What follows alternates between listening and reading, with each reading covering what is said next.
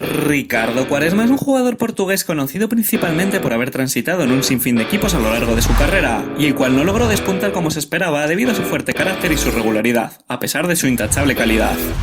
Sin más, vamos a repasar la carrera del portugués desde sus inicios hasta la actualidad.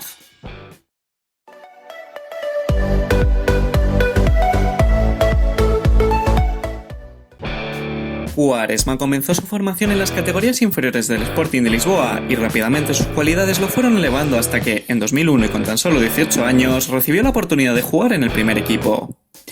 Quaresma no era el único diamante en bruto con el que contaba el Sporting en ese momento. A la sombra de Ricardo y algunos escalones por debajo, había un tal Cristiano de apellido Ronaldo que también empezaba a despuntar en el mundo del fútbol.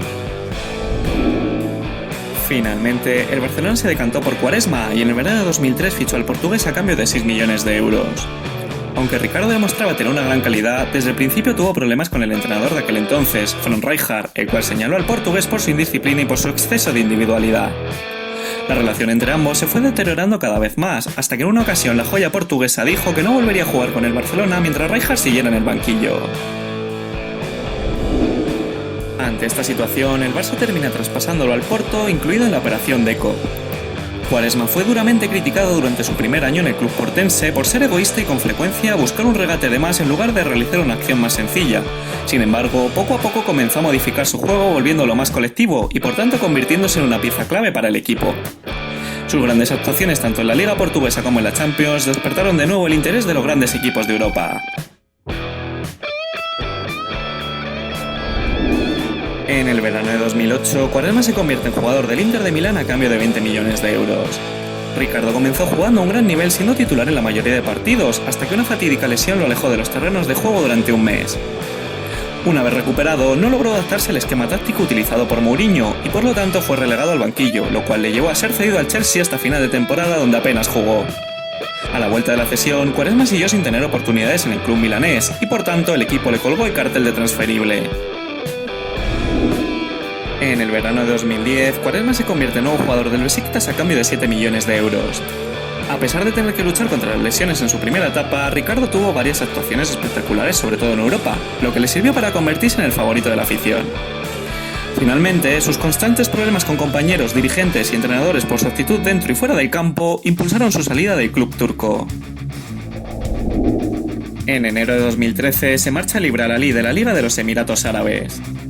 Tras 6 meses en el conjunto dubaití, Quaresma decide no renovar su contrato y se convierte en agente libre. Después de 7 meses sin actividad como agente libre, el Porto decidió darle una nueva oportunidad.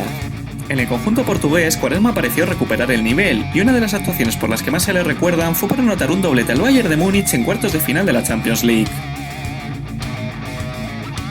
En su última etapa con el Porto, Julen Lopetegui apenas contó con él, y por ello el portugués decidió marcharse en busca de una nueva aventura. En julio de 2015 vuelve al Besiktas a cambio de 1 millón de euros. En su presentación, Quaresma prometió que ganaría la Liga Turca, cosa que cumplió esa misma temporada y la siguiente. Una vez más, un conflicto con su entrenador de aquel momento originó que el portugués no renovara su contrato y quedara como agente libre en junio de 2019. En el verano de ese mismo año fichó libre por el Kasimpasa, equipo también de la Liga Turca. Hasta el momento de sus 36 años, ha marcado un total de 4 goles en Liga y marcha a mitad de tabla con su equipo. Solo el tiempo dirá si esta es su última aventura antes de la retirada o por el contrario, veremos al portugués afrontar un nuevo reto para la próxima temporada. Y nada más que añadir sobre el luso, os dejo en pantalla como hacemos siempre su palmarés hasta la fecha y os invito a que en la caja de comentarios dejéis vuestras opiniones sobre el futbolista, así como lo que os ha parecido el vídeo y el nombre de próximos jugadores que os gustaría ver por aquí. Un saludo y hasta la próxima.